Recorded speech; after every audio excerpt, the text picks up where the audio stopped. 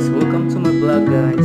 So ang vlog natin guys, ipapakita ko sa inyo kung ano ang aking trabaho. Trabaho pala guys ay isang construction worker. Construction worker, mahirap na trabaho. Pero